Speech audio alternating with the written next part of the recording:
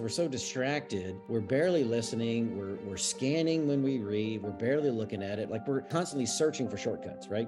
Right. So if the headline doesn't grab your focus and attention, then you have no chance to influence them in your ad. So we need to have strategic target messages there that are going to grab people's attention. And then that's the catch. Now, strategically, where do we put that? Right, where our target market's going to see. If we drop the ball in those areas, maybe it's a medium that our target market's going to look at or listen to, but we got the wrong message. They ignore it altogether. Or we got the right message. If they were exposed to it, they would totally respond to it. But you know what? They don't read the newspaper, or they're not on TikTok, or they're not on this other medium. So the message falls short. Good day, everyone. This is Dr. David Phelps of the Freedom Founders Mastermind Community and the Dentist Freedom Blueprint Podcast. Here to bring you what's going to be a really great conversation. As you can tell, I'm a little bit excited because, I always get excited because I get to talk to some great people. But today it's a special guest, my brother from another mother, Dr. Christopher Phelps. Chris, how are you doing, sir? Awesome, David. How you doing? We got to catch up. It's been a while since we'd seen each other in person. I don't remember how long, but just a few months ago, we were actually at a conference together, and so we crossed paths. And of course, we always just touch base as we normally do when like what's new, what's going on in your world. And you mentioned, hey, I've got a new book coming out. Well, it didn't surprise me because you're always publishing good stuff, so it didn't surprise me. And said it's on marketing. Oh, well, that fits. I mean, Chris is a great marketer, so I mean, my interest was piqued a little bit, Chris, I have to say. But then when I got the book in the mail, and I'll show it in a few minutes why I want to do this podcast. But I'm getting ahead of myself here. A lot of our listeners will know who you are.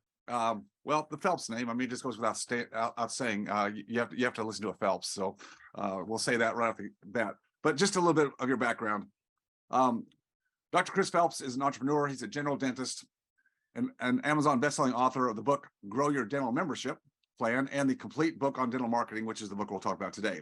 He's a certified COLBY trainer, also an expert in the science of ethical influence and persuasion, having received his Cialdini method certified trainer. He currently practices in the Charlotte, North Carolina area and is the co-host on the Dental Slang and Marketing Mindset podcasts. He is the founder and president of Golden Goose Scheduling, the Phelps Institute, your marketing CEO, and Dental Membership Direct. Golden Goose Scheduling helps practices answer and schedule more new patient calls while reactivating patients who are overdue for hygiene care. The Phelps Institute was founded to train dentists in both clinical and business aspects of running their practice. Your marketing CEO advises practices to make sure they are getting a return for their marketing investment. Gee, that would be amazing, wouldn't it? Mm-hmm. And Dental Membership Direct, his team helps offices create, implement, and grow their own in-house dental membership plan. Gee, Chris, I think you need to find something to do in your life. Just before we jump into the topic today, which is going to be your marketing book, and I've known this about you for a long time. I've been a big fan. You've spoken at Freedom Founders events before, and I just got to get a little bit of more of the personality, the background, what drives Chris Phelps in all these things you do. That right there, what I read right there was a smorgasbord of activities and platforms and value add in so many ways. Obviously, you're an entrepreneur. We stated that at the beginning. That's what entrepreneurs do. They create value, create support teams. And yet we didn't say anything about the fact you have a family life too. And I know you do. And you actually like to travel and have fun. So just again, I've got to ask the big overriding question.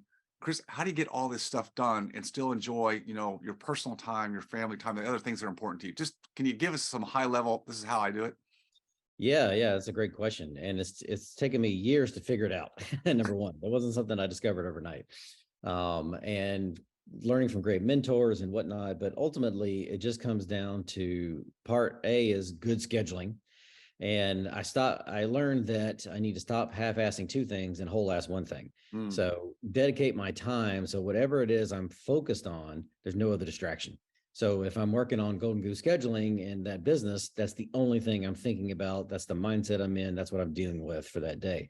If it's a membership plan business the next day, then that's the only thing I'm dealing with. So being very strategic in how I schedule these things and very protective of that time. So nothing distracts the mindset is key. And then having good people to run them so I don't have to be there day to day. So as you've built out these different platforms, then are you saying to me that pretty much each of these areas of your expertise and value add, you created in a linear fashion? In other words, I don't know which one was first. I remember meeting you years and years ago, but you started with one. And in other words, as entrepreneurs, we typically have an idea a second, right? I mean, that's our problem. But you were able to focus down and pick something and say, I'm going to get heavy traction on this first before you went to the next idea that you probably had a whole folder full of stuff. Is that what you're saying? Yeah, it's kind of like the blessing and the curse, right? Unfortunately, Mhm. the good news is this thing never stops moving, right? It Right. never stops processing. The bad news is it never stops processing, never stops working. So, I don't go looking for problems, but when I find one that really affects me, then I'm like a dog with a bone. I can't shake it until I really figure it out, right? And solve the problem. Yeah. And these have been so linear because these are all problems I had in my practices that Right. I realized that I had to solve these things and really not only be an expert and understand the why behind it, but really figure out the solution to it. And then I realized, well, geez, it worked so well for me, the solution, maybe it worked for others. And since it works for others, hey, maybe I could build a business around that. And once I did and got it to a level that it didn't need me, then I could jump to the next thing and focus on the Right. next problem to solve. And what we both have found in life is when you do see a problem that you need to solve, we need to solve in our own respective businesses, and we get to that solution, to your point, then, well, it probably could help other people. So putting it out there, yes, it creates a business, which is a great thing. But it also, you get feedback from the Yeah. marketplace. So you take what you created, which was good always, and then it gets better because now you're getting feedback. You're getting like multiple labs across the country or in different areas, and you're getting feedback. And then because you're interested in it, you improve it for yourself, improve it for others, and it just keeps scaling up. As you said, having the right team members is a critical piece, and I think that's something that most of us, I certainly had to learn it the hard way. That trying to do it all myself, which is kind of how we start in life, right? Is bump that ceiling all the time, and you've broken that time and time again to manage all that you do. I kind of see it too, Chris. Like when I was reading all this off, I was seeing the old Ed Sullivan, the plate spinners, right? Spinning the plates. Yeah. I'm thinking, okay, Chris, you got about like 7 or 8 or 9 plates here, and I can see, okay, I gotta go to that one today. So get that one going again and get that one going. Then you run over this and crash and get that one without having one crash and break. But I know you handle it with more aplomb than that. So that was just kind of my silly image of what I think our lives as entrepreneurs ends up being so much time. But when you get it down, get systems and process and get a great team in place, wow, it's that's when life's really good, isn't it? It's never without challenges, but it's good. Yeah, and that's really the big secret is the creating the illusion that I'm the one spinning all those plates because I'm not. Right. I'm the one that started spinning them, but I'm not the one spinning them constantly, right? And I can strategically jump in and out as needed and on demand, which is kind of cool. Yeah, no, that's the way to do it. All right. Well, this is what we're talking about today. I got it right here, all tabbed up with a lot of stuff in there because I mean, virtually every page of this book, I could peel it open and just open it up, and we can just have a conversation, a deep dive on that one particular page. I'm saying this because I'm an avid book reader. I love to learn, and I've got books everywhere. I know you do too, Chris. And every book, there's usually something of value. There's something, and some more than others. Well, when I got this book, Chris, I'm just telling you, I was thoroughly impressed. I mean, obviously, the quality of the publishing tells me something right there. Not that other books that are paperbacks, we've both done paperbacks, and there's nothing wrong with those, but I could tell by reading this book, the quality that went into it, that this is what I call a tome, a marketing tome for dental marketing. And the reason I love this book is that you have learned from the best. You've implemented through your own practice, so you know what works. This isn't just some theory that you just went to school, a marketing school for to learn. No, this is boots on the ground stuff, and you put it in a way that makes sense. You build the plan. You've got all the subsections.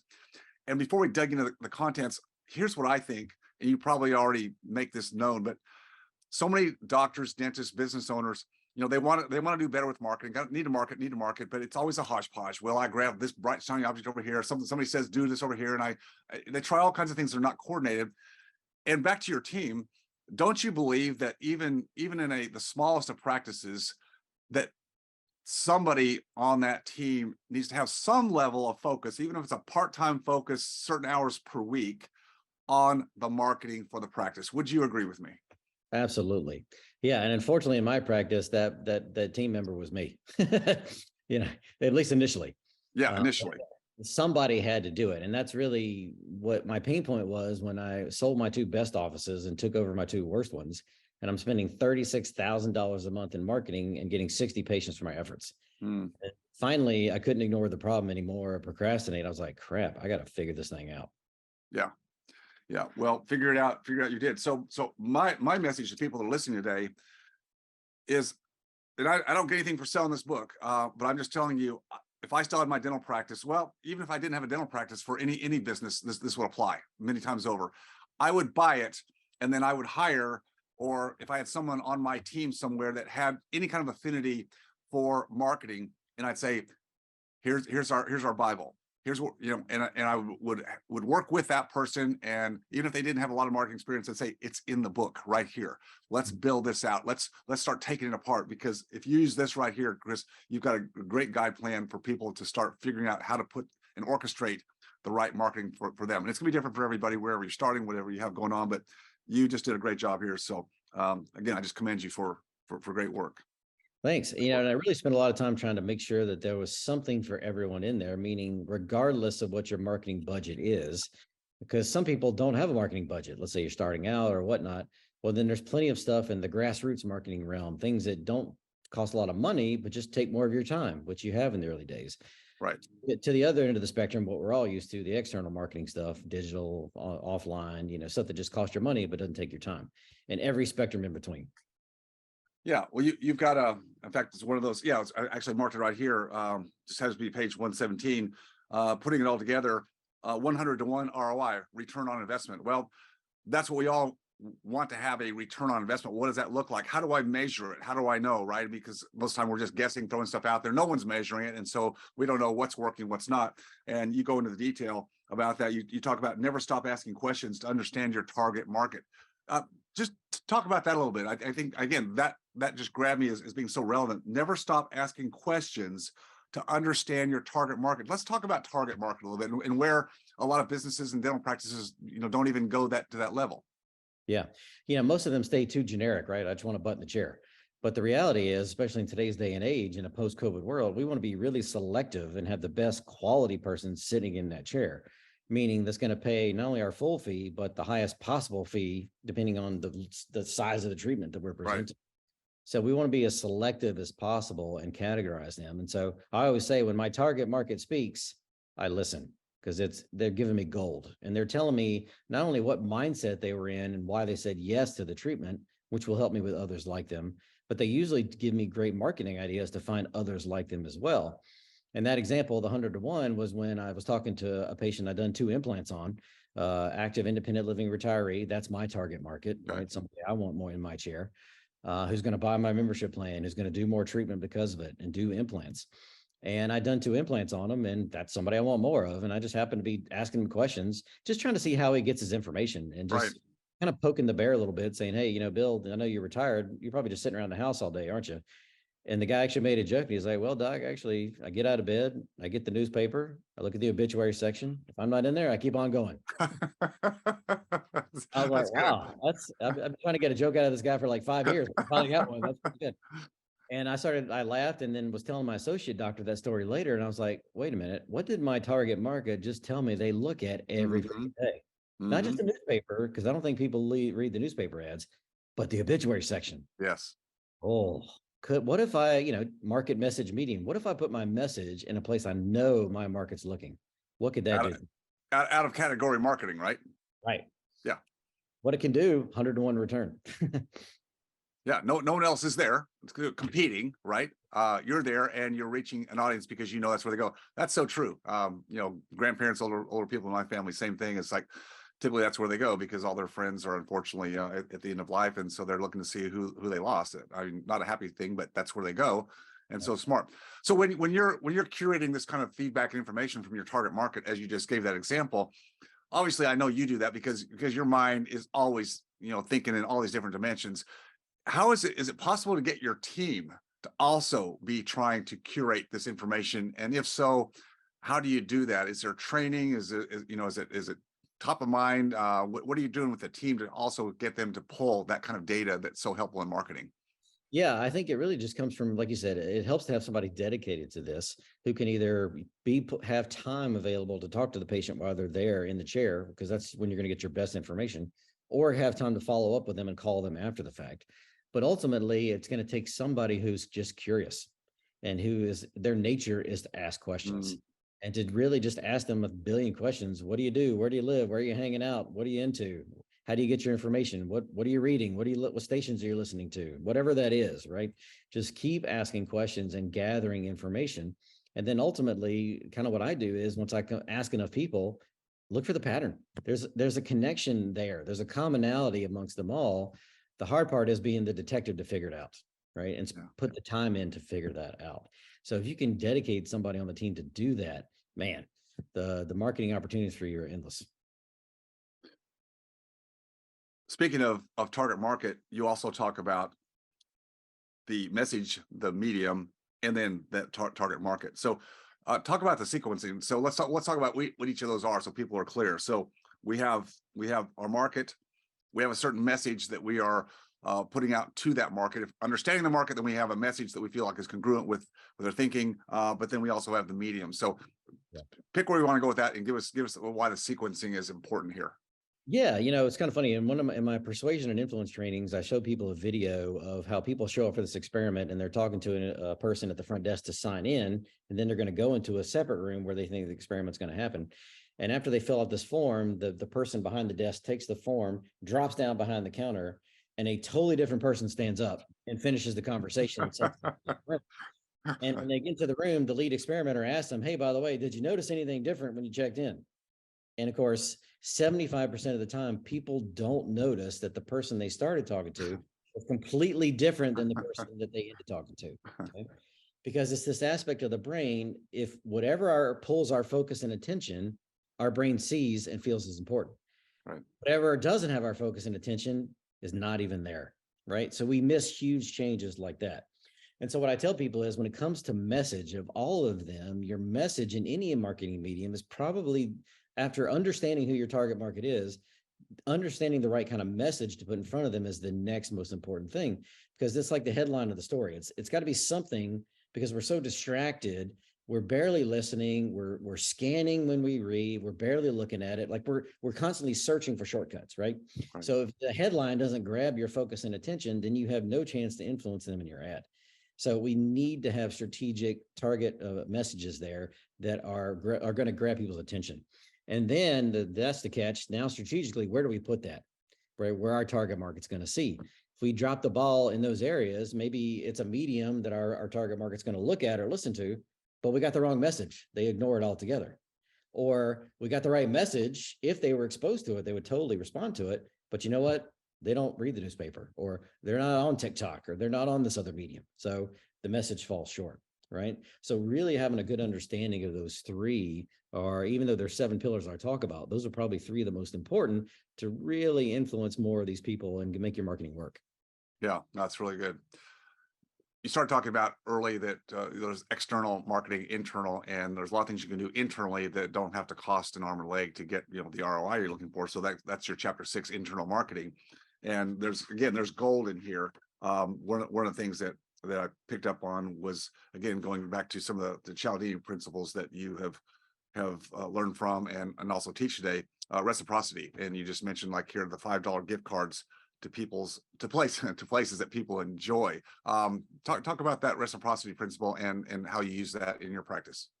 Yeah. So one of the things I did was start out with just, in this case, rowing with the tide instead of trying to row against it.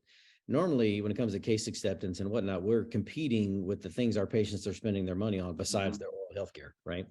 The wants, if you will. Yes. Well, here's a situation where I'm not going to fight that. I'm going to go with it. And so I'm going to give them a choice of gift cards, 2 to no more than 4, and small amounts. $5 gift cards have twice as much influence as $50 rewards.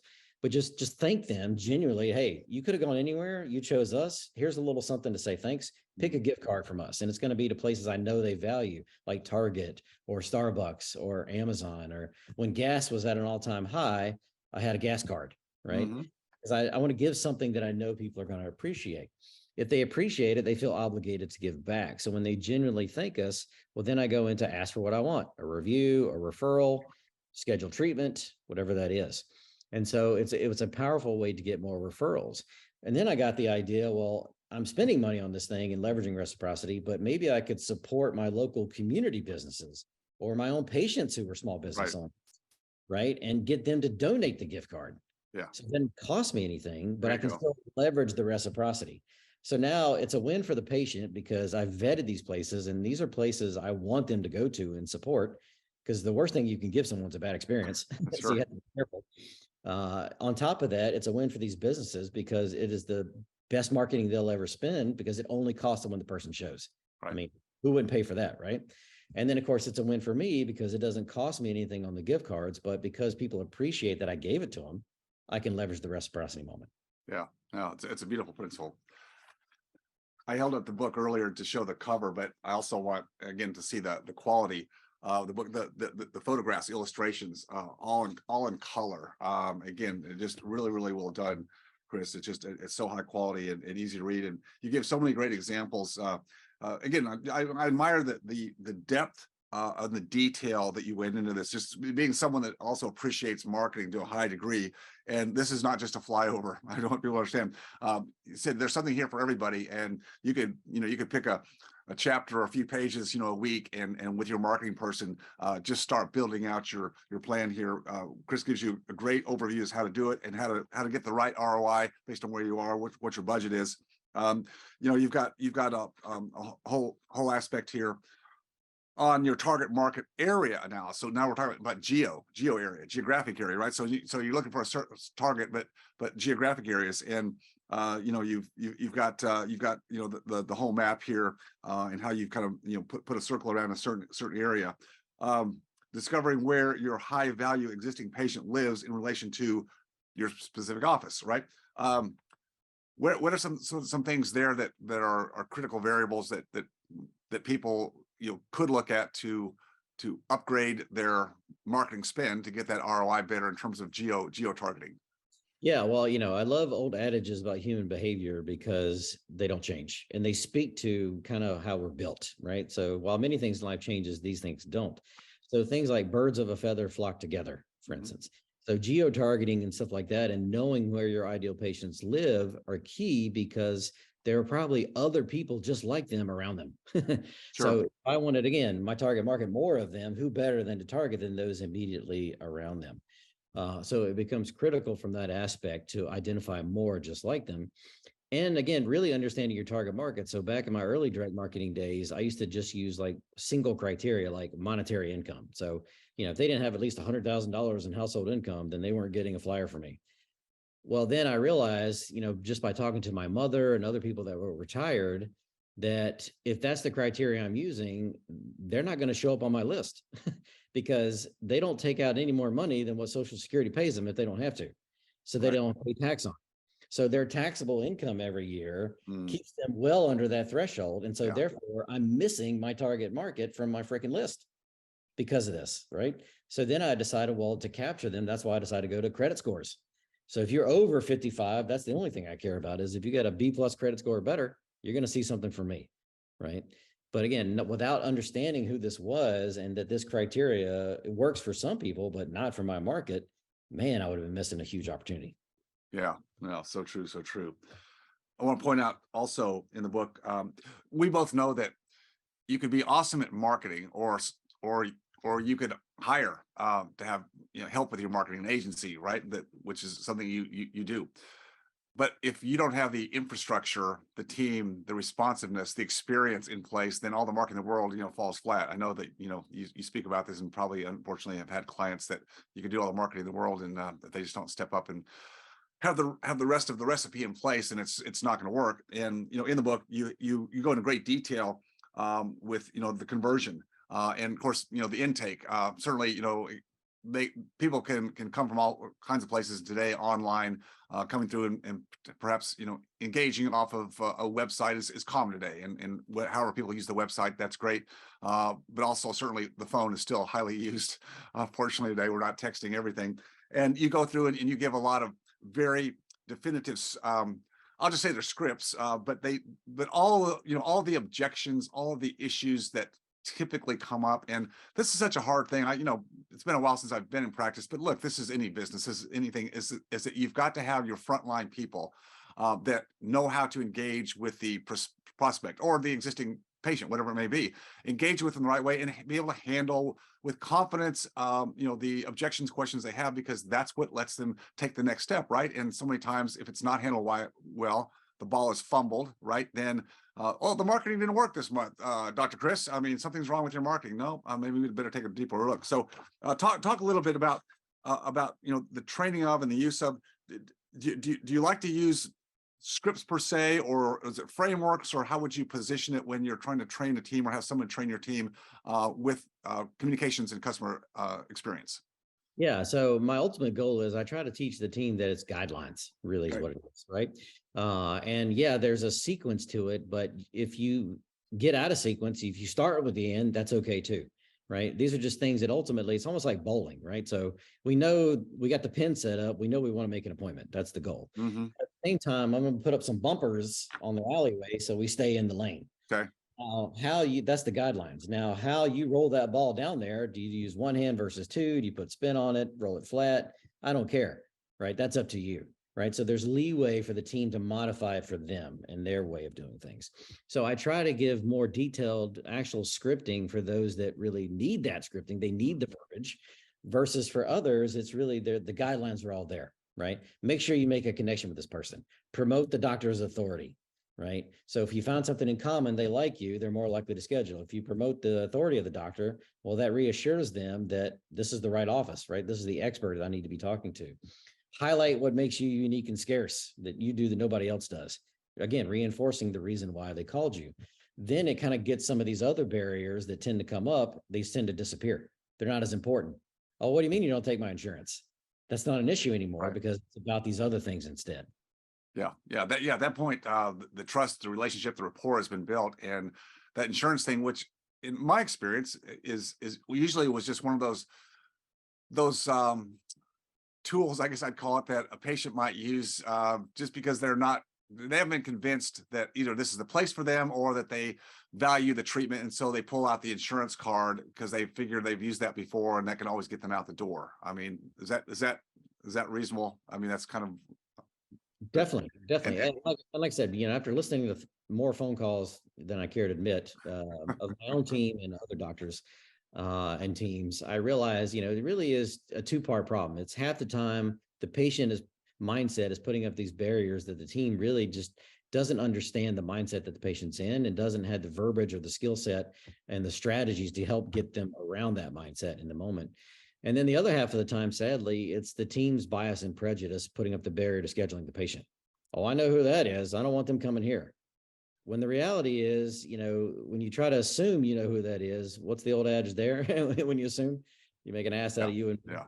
right? When you assume the patient knows what they're talking about, or you assume you know what the patient needs, 9 times out of 10, we're both wrong. That's right. That's right. So trying to separate those two things out. Let's put our bias aside and let's really listen to who is on the phone and what their mindset's really in. And now we know what to do next. So in terms of training and building up good staff, and I know we could do I know you do full seminars on this, so we don't have time to do that today, but obviously let's just say I'm gonna go against what you said. I'm gonna assume that somebody has a good team. All right, that's an assumption that's probably not true, but let's assume you have a good team that has the right characteristics, and they want to learn, they want to be able to have these conversations and convert the right prospects to patients. Yeah. So let's just say you have that good team. What's your training cadence and look like with your team? Obviously, we all need to. If you're training to be the best at anything, you don't just get to that goal and then go, oh, I'm good, I'm done. No, you have to keep training. You have to keep training. What does that look like? What's the cadence look like for you and your team in these different platforms? Yeah. Well, I realized early on the first step, the most important piece is accountability. And so, when I started tracking my own marketing phone calls, why was I spending so much money? I realized we not only did we not answer 254 marketing-based phone calls a month. So, you pay for the phone to ring and you don't answer it 254 times. So that kind of sucks. When we did answer and schedule, we only made an appointment 24% of the time. Right. And so I knew there was this huge gap and there was this huge problem. So before I could even dig into the why behind that, I just started having these recorded phone calls, and I would make time to meet with my team once a month. And I'd say, let's listen to your calls, good or bad and ugly. I don't care. The fault is on me, because I didn't give you the tools you needed to be successful in this. So we're going to figure this out together. Okay. So sitting down with them once a month, just reviewing their phone calls. And then eventually this led into the better I could sequence and separate the phone calls out. I only reviewed the calls that they didn't schedule. So we praised the ones they did and only focus on the ones where they could have had improvement on. Not calls where the patient's asking if you're open Saturdays and you're not. Okay. Or if they're asking if you do wisdom teeth and you don't do wisdom teeth. Well, that's not really in the team's control, right? There's not really they could have done to change the outcome. But on the calls they could change the outcome, meeting with them one time a month to review that doubled my conversions in my office, that one single move before we even started training. And I've seen offices, and I tell them before they get into it, just start talking about it once a month and see what happens. Automatically with accountability, numbers go up. Then through time, and they get the chance to process the information from the book and start practicing this stuff, and they meet about it once a month, it just reinforces it over and over again. And you see the numbers go up and up and up. And they stay there. That's what's the key. They stay there. Yeah. This is so good, Chris. Dr. Christopher Phelps, the complete book on dental marketing. It really is a book that every dental office that cares a flip about maintaining relevancy and profitability and whatever your growth expansion goals are, this book is a have to have book. And I don't say that very often about too many people, too many books. Chris, I've always been a fan of yours.